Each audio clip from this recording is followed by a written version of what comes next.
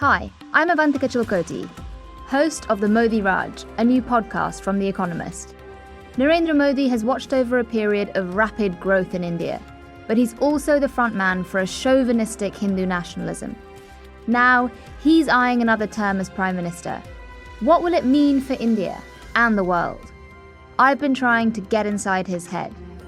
Listen now to the Modi Raj from The Economist, wherever you get your podcasts. I'm Jason Pack, and this is Disorder, the show where we seek to unravel how a world got so disordered, and occasionally do deep dives into how and when international coordination fragmented, seeking to identify today's world's most critical fault lines and analyzing those remaining friction points in our global community. As all the mega orderers out there will know, I have certain controversial contentions about the relative degree of order and disorder in the past. Notably, I maintain that the years 1815 until 2011 in general, and 1946 to 2003 in specific, were periods characterized by more global order and relatively coherent hegemonic leadership. Hey, I'm not saying that many horrific things didn't happen in those periods, but rather that the evils and fuck-uppedness of those periods were deliberate, and they represented alternative orders like the Nazis. Whereas much of the evils of our day are caused by active disorderers, the neo-populists and Putin, who I contend have no order at all. But despite my contention about the past being a more ordered country and the present being a more disordered one, I am very open to being wrong. One school of thought contends that before World War I, there was a relatively ordered consensus system in international relations, where there was effective coordination even among rival powers, and that it was World War I that was the defining moment that shattered this ordered international system, and the very Enlightenment belief in progress and coordination. So according to this school of thought, my contention that the enduring disorder began just after the fall of the Cold War is very wrong. The disorder has been going on since the old pre-World War I order collapsed. So to investigate this thesis, today we're going to take a step back in time to a historical event so epic that its implications still reverberate 110 years after.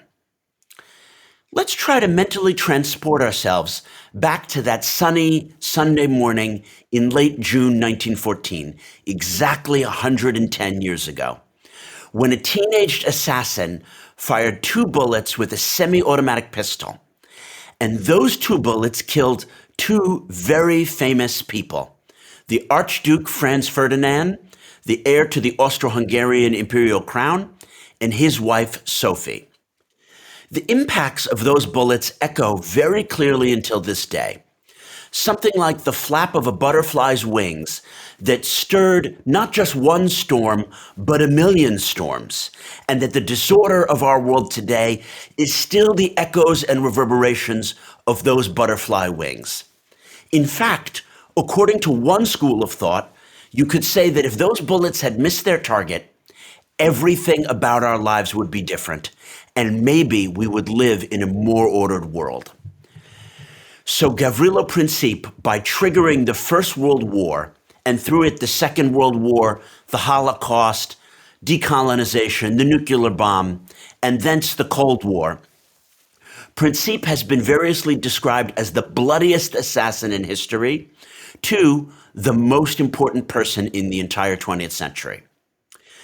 On today's show, we're going to investigate, is he possibly really the world's true disorder-in-chief, more so than Trump, Putin, or the Ayatollahs?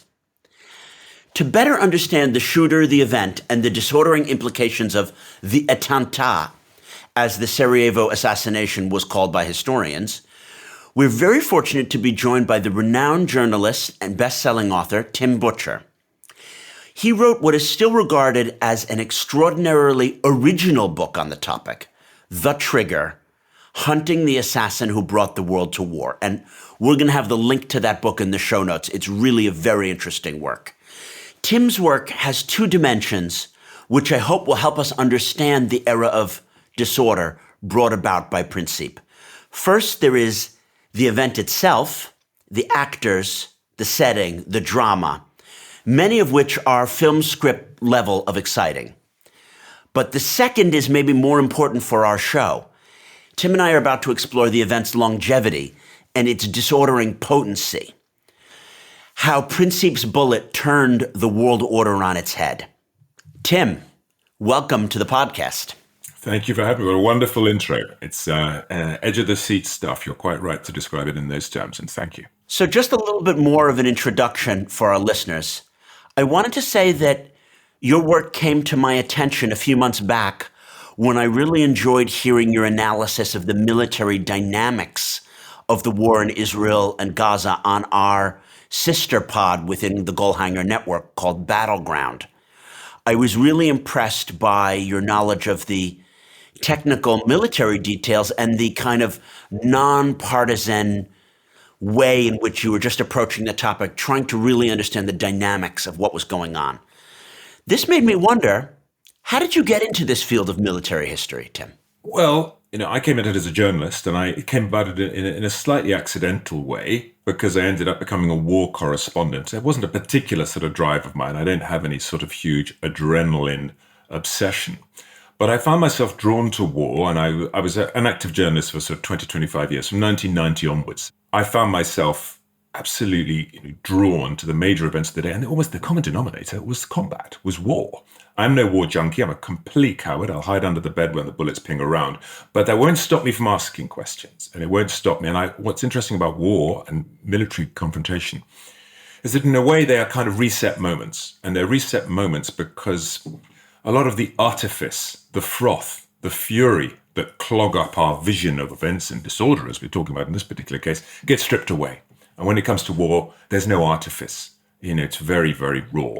Land is taken, people are killed, territory is rebadged, reflagged. It's like a star changing, collapsing in on itself. As a war correspondent, going to Israel-Gaza, you can't not go to Gaza and not be moved by the fact that, lessons aren't being learned from history. For me, one of the most beautiful places in Gaza, can you believe, is a British Commonwealth war grave where 1,600 soldiers lie. Christian soldiers, Jewish soldiers, Muslim soldiers. They died in the three major battles of Gaza in 1917, when General Allenby is coming from what we now call Egypt up to what we now call Israel, to Jerusalem.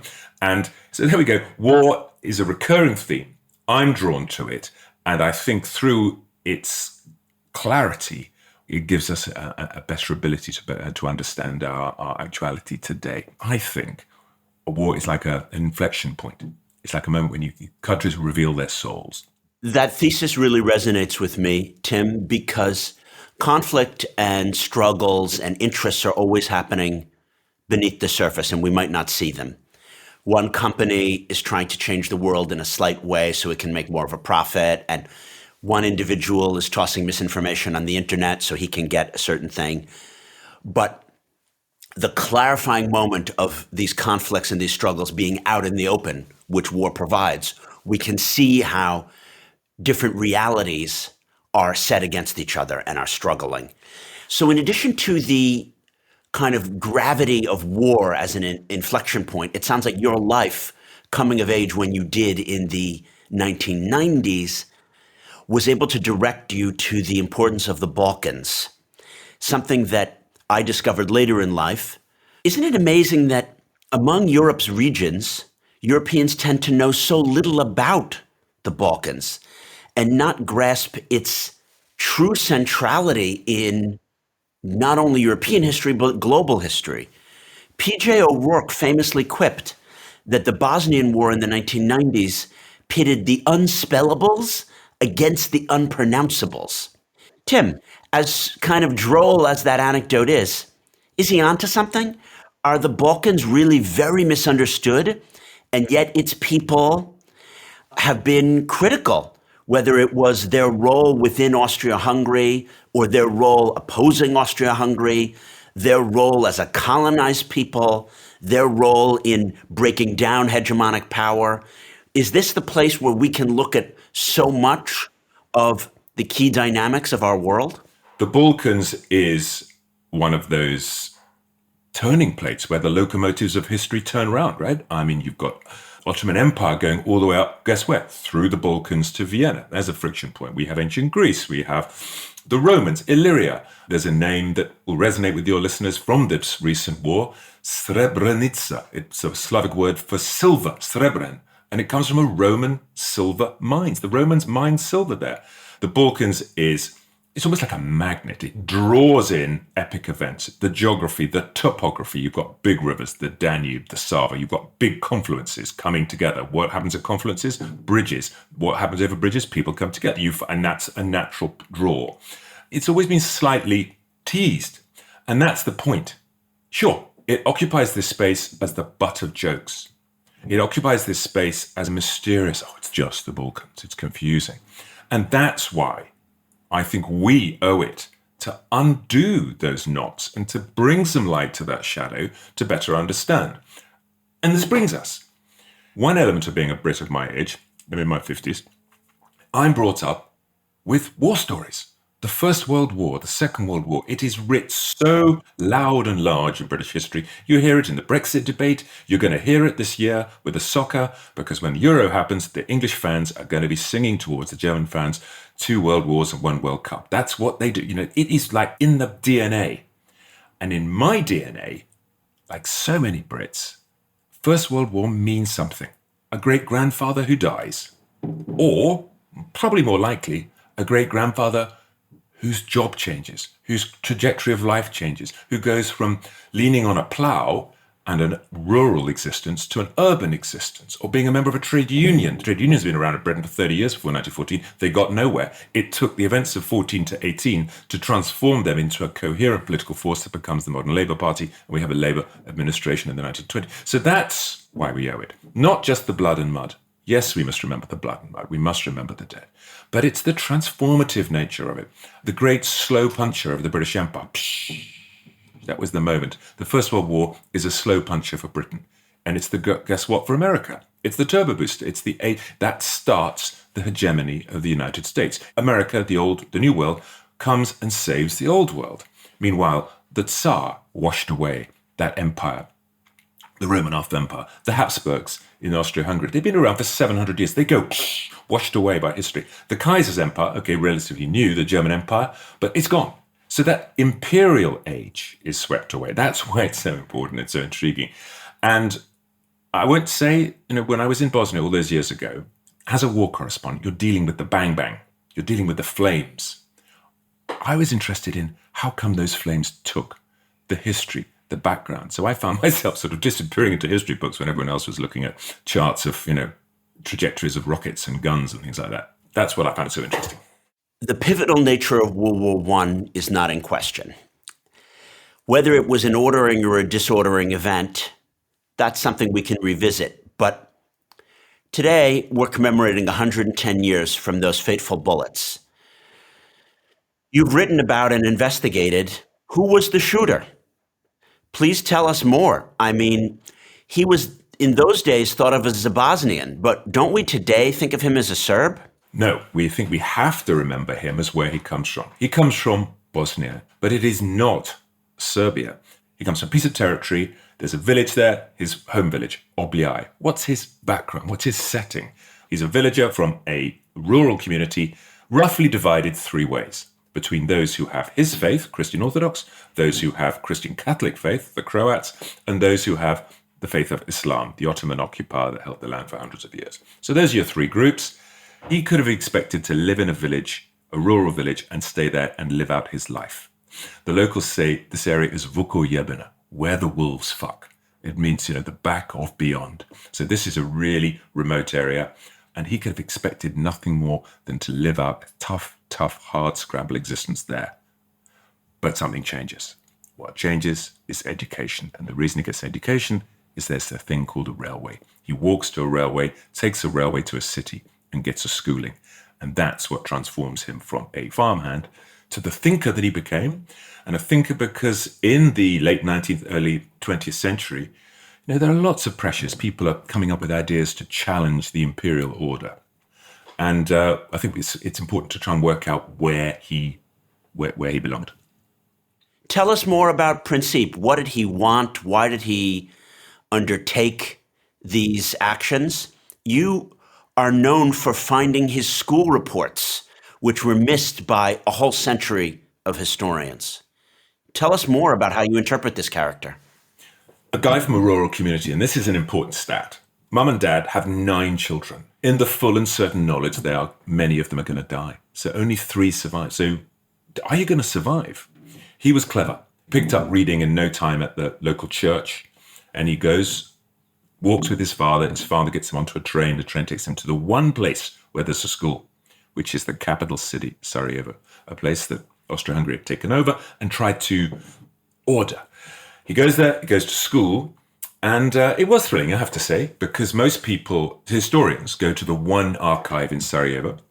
But I just thought round it a bit, and I said, well, these Austro-Hungarians, they did write everything down. And I went to a different archive, a municipal archive. And I just said a stupid question, what have you got from the Austro-Hungarian era? And said, well, got the time they charted the population, the census. And we've got school reports. I said, census? Anyway, I found him in the census and it's school reports. And what do they show? They show first grade, aged about 13, A student. Odlično is the word that was written against his name. Odlično, it means excellent. He's a really bookish, nerdy guy. He's reading. This is what we know about him. Second year, still excellent. Third year, A pluses are dipping. They're coming down to A and A minuses. What's going on? He's at school for 5 years. So fourth year is now down to Bs. In the fifth year, he's down to Ds. So what's going on? He's reading about what might change, how you might change this world.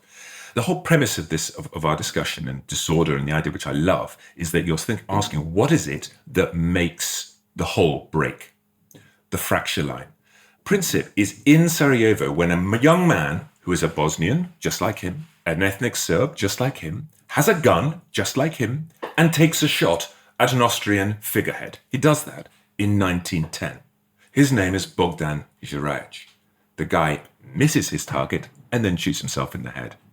But that is, for me, it's absolutely fascinating, because basically it's exactly the same pressures that will come to bear 4 years later, but it doesn't disorder the world. The world isn't brittle. Something doesn't. What is it about that assassination? And I say this is relevant because Princip's house, you can go to his house, and this is where I love getting off on the history.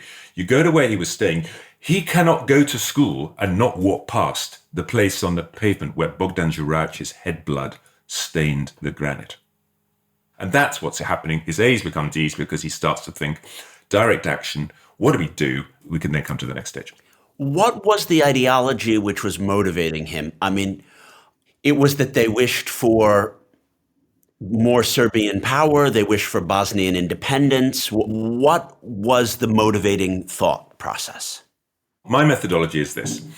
I go to this fabulously interesting historical event and I go like an old gold miner with a grill. I'm going to pan away all the propaganda and bullshit and manipulation and shape-shifting. What's left?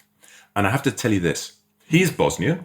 He is an ethnic Serb, but his mates are Muslims and Croats. Does he hang with the Bosnian Serbs? No. Lovely anecdotes at school. He stops bullying by Bosnian Serbs. He hangs out with a group called Mlada Bosnia, Young Bosnia. And Mlada Bosnia was a group of people from all these 3 groups that I mentioned who decided to take direct action. And it could be trivial. There was elements where there were periods where Princip and his friends, literally, they were going to shops with Austro-Hungarian script on the window and throwing a brick through the window. I mean, this is entry-level stuff. But we know where entry-level stuff leads. That's the point. And my 100% conviction, and what I assert in this book, is that he is not a Serb nationalist, and he is a Bosnian nationalist. So what does that mean?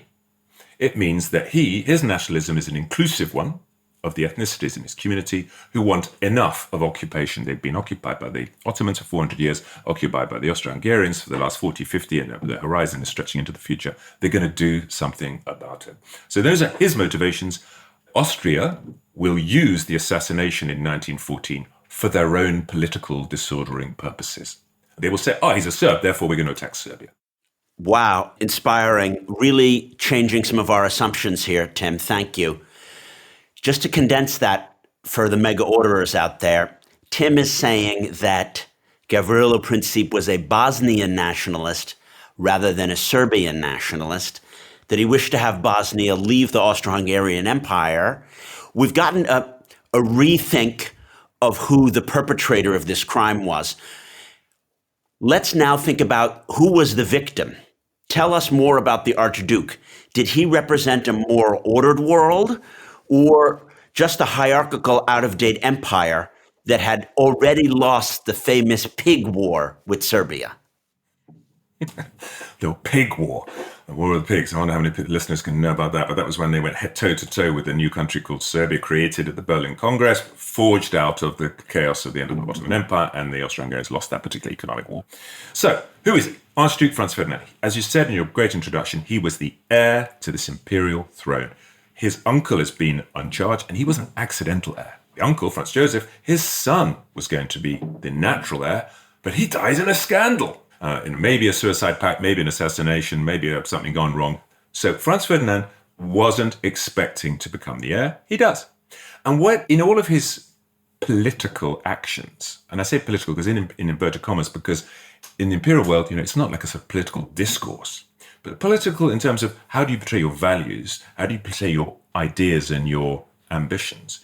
He was extraordinarily willing to let the people of the empire have some sort of federal autonomy. He represented, frankly, the liberal wing of the stuffed tunics, mustachioed imperial figure. So, crudely speaking, he was a dove in an otherwise hawkish imperial establishment. Let me tell you how dovish he was. He was prepared to break away. He looked a woman in the eye and said, "Ooh, I'm feeling it. I'm going to marry you." But in this stuffed shirt world, the hawkish, reactionary world of the Austro-Hungarian court, and we're not talking royal court, we're talking imperial court, this woman, who only was a countess, was not posh enough. She wasn't an archduchess.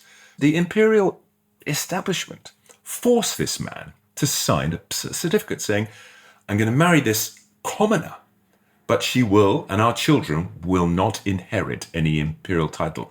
Anyway, so he's already betraying a few dovish sentiments. Austria had to give Hungary a much greater representation, which it did in the late 19th century, and he supported that. And there were reactionaries, there were hawks, there were the old stick in the muds, the bitter enders back in Vienna, who said, Jesus, not only is he marrying a commoner, he supports the bloody Hungarians. But all of this raises the question, given that he was a liberal and might have been willing to grant Bosnia more autonomy, why did Princip kill him? Why would anyone want to kill him? Because he represented the image. And we have to remember that the elephant in the room for this whole thing is that we have imperial powers who are so, not just in Vienna. I'm thinking London, I'm thinking Berlin, I'm thinking Istanbul. These are the established European imperial powers. And they have an attitude which is, no matter what happens quite at the ground level, we need to work out who is primus inter pares amongst ourselves. And that is the force that's really important. So Princip was never going to pick up on that nuance. That's way too subtle. He is throwing bricks through windows. And then what do you do after bricks through windows? What I want to challenge is the idea that it was important that Princip succeeded or not. Obviously, there were other assassins who tried to assassinate people. There were other nations that tried to get their independence from either the Ottoman Empire or the Austro-Hungarian Empire. This was a time where the old men of Europe were already quite brittle, and economically they were being outpaced by America and by other developments. So did it matter if his bullets hit their target, or wouldn't there have been another crisis and Germany wanted to make a war and they would have seized on something like the Morocco crisis, or someone else would have assassinated another political leader, and these tectonic plates were already set in motion for conflict. And I want to put forward 2 points that listeners may or may not know, which is that the German Schlieffen Plan, named after a general who was already dead by the time World War I happened, postulated that Germany had to attack France prior to Russia, and it had to do it before Russia had built its railroads, which would allow a faster Russian mobilization. and that it needed to do this, if at all possible, after the Kiel Canal was built. And that all of these things were within German military planning doctrine and had nothing to do with the assassination of the Archduke. So I'd just like you to push back a little bit on the idea that this particular butterfly's wings were needed when so much of how the struggle of European empires and their planning and rising powers and declining powers was pushing for a conflict, which then the alliance system would blow up into a world war. You're absolutely right. It's you're to question the specificity of the events of 1914. But let me just run this past you. There had been dress rehearsals for 1914, almost perfect dress rehearsals where exactly the same conditions applied. You mentioned the Morocco crisis, the Agadir crisis, where French land troops and German naval troops almost came to blows in Agadir, early 20th century. And even more specifically, the annexation crisis in Bosnia, where Austro-Hungary decided to annex Bosnia, having just held onto it as sovereign territories, or what they enjoyed what was called suzerainty under international law. These were all events that were horrifically similar to the events of 1914, but the flame didn't take. What's different about 1914 is that amongst those empires, they've had enough of this posturing and waiting. Who's first amongst equals? This new upstart, the Germans are coming up on the inside. The Brits want to put them back in their place. The Ottomans are clinging on. The Austro-Hungarians don't quite know what to do. The Romanovs but they want to settle. That's what makes the events of 1914 different to others. What were, Tim, the unique conditions, not just in the Balkans, but among the great powers, that made them susceptible to seize on this assassination and enter into the largest mutually guaranteed suicide pact in history, as you put it in your book? And in other words, say, okay, we have 1 million men under arms and we have this and this in our GDP. Let's just spend it all smashing up against an equal foe in the trenches in Belgium. Why would they agree to do this when after the first few weeks, no one had won? The established powers in 1914 had an extraordinary complacency that the way that they ran affairs would last 1,000 years, would last forever. And remember, you've quite eloquently argued that, there were economic comings together in the late 19th century, early 20th century that made war almost impossible. There's a famous book, 1912, by Nigel Ansell, and you think, oh my word, what an amazing moment for him to write a book that argues that there can be no economic reason in 1912 for there ever to be a world war.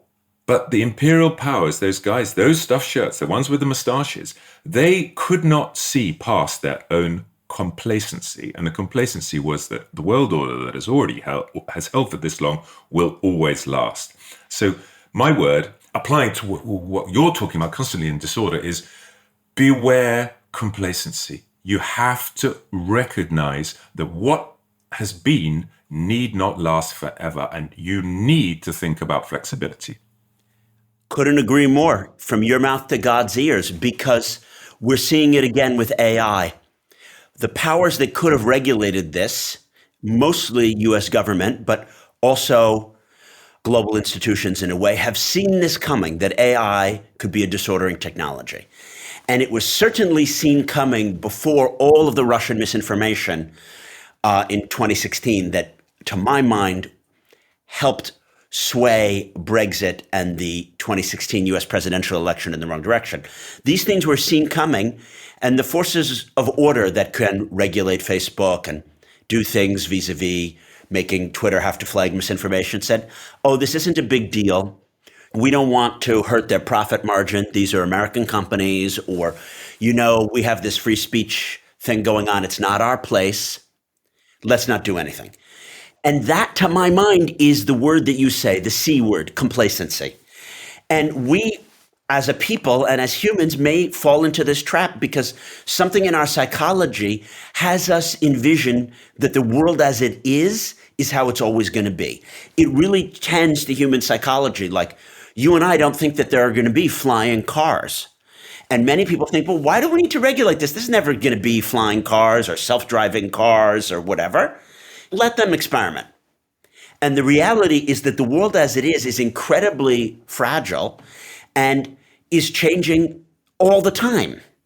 So what you say resonates with me, that disorder that we have all around us today and that the major European powers experienced from June of 1914 onwards is facilitated by this human complacency that things are always going to be the way that they are, and therefore you don't need to work to prevent these disordering events from cascading out of control.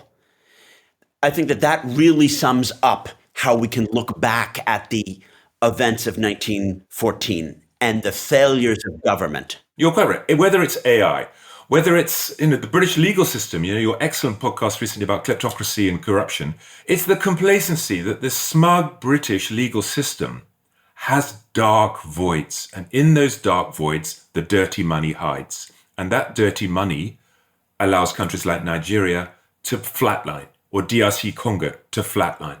It's that complacency. And my view is you must never, ever stop being vigilant. Now, going back to Princip briefly, there's this kid with a gun. He has no vision that he's going to trigger a First World War or a worldwide conflagration. He's got no interests beyond his own local ones. It's some other agents, the imperial powers, the chancellors, the chancelleries and the presidential palaces and Downing Street, etc. around the world, they will leverage this action. So it is particulars and context. That's what history is driven by. We've had a dress rehearsal for 1914. It doesn't take. It does in 1914 because the Austro-Hungarians, they have a narrative. They've got this shapeable figure, Princip. Hey, we'll pin him on Belgrade. There's no evidence. No meaningful evidence, but they're doing it for a reason. This is literally weapons of mass destruction. We'll pin it on Belgrade. We know the Russians will come in, but it doesn't matter because we've got our friends with the Schlieffen Plan. Austria can cozy up with the Kaiser. He'll come on our side, and we know that he'll deal with France. That's how the dominoes fall. Princip with his gun, those thoughts are a million miles away, and I find him valuable as a historical subject because he teaches me how individuals, events can be shaped, massaged by those who come after. You mentioned the C word, complacency, which very much resonates with me. I want to slightly problematize another C word, which is conspiracy. I think that some listeners might come away from what you've said and be like, oh, there was a conspiracy to pin on Princip that he was a Serbian nationalist, and a conspiracy to use this as an opportunity to have a major war, and that Austro-Hungary or Germany wanted the war for this reason and those reasons. But I don't want you to think in terms of conspiracies, dear orderers, because that is itself an oversimplification. The nature of how historical change works is that many different forces are pulling in different directions. No one knows what the hell is going to happen when the mobilization order is given.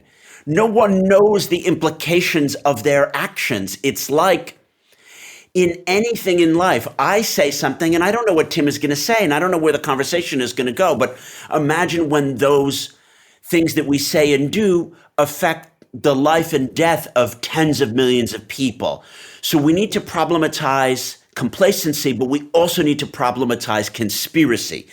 To put a fine line under these two C's of conspiracies and complacency, I want to zoom back out, Tim. Do we live in a more disordered world, Tim, because Gavrilo Princip's 2 shots landed? Or would the old concert of Europe, the alliance system, and the relative global peace of the years 1871 to 1912 have fallen apart anyway, due to tremors in the Balkans and in the Ottoman arena and colonial struggles? And then am I mythologizing that old world to make it seem more ordered? Short answer to that last part, I think you are. I think human society doesn't stand still. It is a gaseous chamber. Stuff is going on all the time. And when in 1992 I started out as a journalist and we all read The End of History by Francis Fukuyama because the Berlin Wall had come down, we all kind of rolled our eyes. What the frig is this guy talking about? Come to Sarajevo in 1992. The war started. History hasn't ended here. It's not because you're being complacent. You're observing, quite rightly, what it was and what is. All I can say is that Princip plays a role. And I find him so powerful because we shape-shift him. He has been massaged. He has been used over time for different purposes. And that's, for me, a lesson. It's a lesson in certainty. What do we accept? Do we accept massage? Do we accept spin? Do we accept different narratives? But the other part of your question is, do you think that another butterfly's wings? Well, the bottom line is, for me, the 20th century, the change, it's people. People were listening, people were reading newspapers, and they wanted a voice. And self-determination and nationalism inexorably meant that those empires needed to work out how they were going to transform. How do you transform? Do you transform gracefully? You could argue just about that the British Empire declining to the Commonwealth of former imperial subjects, all now getting on and gathering in London from time to time with a bit of pomp and ceremony. You decline, that empire declined quite gracefully. Then you think about the Romanovs, dragged to the basement of a house in Ekaterinburg and shot against the wall. Not gracefully. The Bolshevik Revolution. My view is that population growth, urbanization, coming together, ideas, what had been for hundreds of years, inexorably would change. And the ending of an imperial order and the creation of nations was the great factor of the 20th century, which would have ended up in some sort of conflagration. And what are we talking about today? We're talking about Russia and Ukraine. Isn't that not nationalism? We're talking about Palestine and Israel. Is that not the nation state? Are these not spasms between perceptions of nation state? But I think it's very important to be aware of the shape-shifting nature and be aware of ever vigilant about complacency, because if we think that something's going to last forever, we're in for a big frigging shock. So, Tim, would you order the disorder with me? You've really flagged how important it is for nation states, but also individuals and thinkers to be aware of complacency. And I want to harken back to a previous guest, my very close friend, Brian Klass, who argued back in episode 30, which is that we as a civilization are not preparing for black swan events.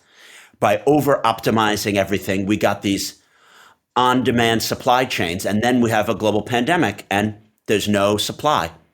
So order the disorder with me. We've talked about complacency and brittleness. What can be done? What can we learn from the lessons of how the bullets from Gavrilo Princip's gun disordered the world as mega orderers today? If we want to learn from that, what should we be doing? What should our leaders be doing to prevent another crazy black swan event from causing World War IV? My simple answer would be light.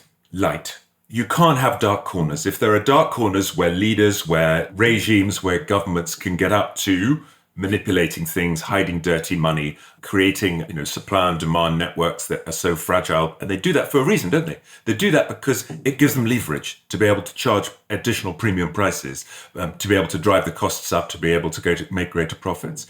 If you can bring light, we stand a chance. When I say bring light, I mean holding people to account. Now, there is one really big and important reason that it's difficult to hold people to account.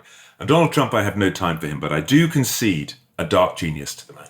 How could you not? The dark genius for me boils to two words, which cuts right to the core of what I'm doing. I used to earn a living. I'm so old that, in the Succession TV series, I used to belong to what in Succession they call legacy media. They're right. Legacy media, old newspapers, ink, broadcasts that had timelines. You had to stay in at 9 o'clock to hear the 9 o'clock news. That's all gone, blown away in 94, 95. And the reason that's so important is the control mechanism. We all know that in the old days, newspaper organizations, they had a lock on supply. Now there's an infinite number. And Trump comes up with those two words to neutralize what I would call journalistic scrutiny. And those two words are fake news. That gets journalists killed. The hatred that inspires, the victimhood on the idea of some people who are being held to account, come for the journalist. You see it, it's a really pernicious, but under him, it was a dark genius moment because it meant that anything the New York Times ever printed about Donald Trump, nothing stuck on him amongst his supporters, nothing, because it's just fake news. But for me, it's light. I'm a great believer in humans, light. We've got to talk about it, we've got to know. In fact, this might be a mantra of the Disorder podcast in general. What you call light, I'll call transparency. There are always going to be dark corners of the internet and dark corners of the financial system. I think it is possible for those of us in the knowledge industries and in the media to be a part of shining that light. And then once that light is shown, policymakers can come up with better solutions, and the electorate can vote for things that they feel deal with the real issues. But if people don't know what the real issues are in terms of, say, why are the London housing prices the way that they are?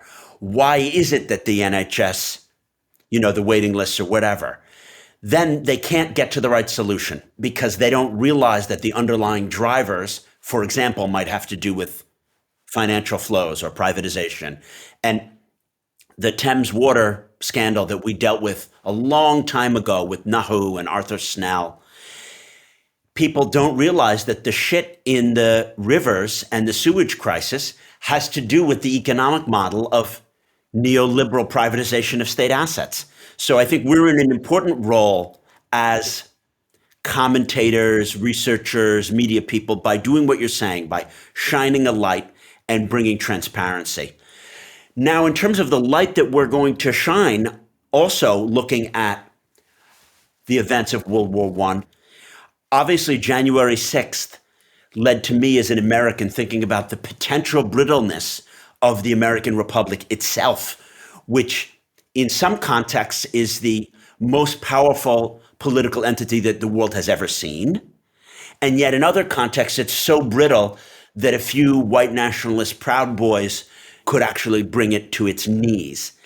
Tell me about how you think we can order the disorder around issues of brittleness. But isn't it glorious on that particular day, it could take someone as like a lowly election office clerk in Georgia who actually says no to a boss who is under pressure from Trump's underling, who's connected to another Trump underling. And that person says, Jay, you find some more votes. And she says, no. Isn't there glory in that? And that's where there's a flexibility, a plasticity in the system. So those gaseous molecules didn't all line up. That flame stopped. I'm speaking from Cape Town in South Africa. South Africa, as everyone knows, has lived an extraordinary existential historical roller coaster these last 30, 40 years. There were the dark times of the apartheid era. There was the Mandela moment. There's been moments since, terrible AIDS epidemic that cost millions of lives. And yet this system kind of lurches on. And we've just had an election. And we're in a bit of an existential crisis. But I don't see the brittleness that will bring it all down. Flexibility is important. Britain's great skill was in creating that sort of internal flexibility, those sort of checks and balances of the legal system that will hold you to account. And it's very interesting when you see someone like Boris Johnson come along. He pushed it. The system just held, and it was got rid of. But brittleness is a subtle but very pervasive and important political attribute. And we need to be ever vigilant. I go back to the Balkans in the 90s. We have a country that was held together by an ideological glue. And when communism ends, what emerges? And it was ultra-nationalist extremism. And then it became, you're either one of us or not. Humankind is not a zero-sum game. It's not either or. It's not 1 or 0. We have this extraordinary alchemy, this capacity to come together and make more than the sum of our parts. And unless you can divide that and work out fairly and enjoy that, that's our greatest mistake. The fact is that if we are in a society together, we have a duty to contribute and to play ball. And it's that failure so to do that is so pernicious, so disordering, so greedy.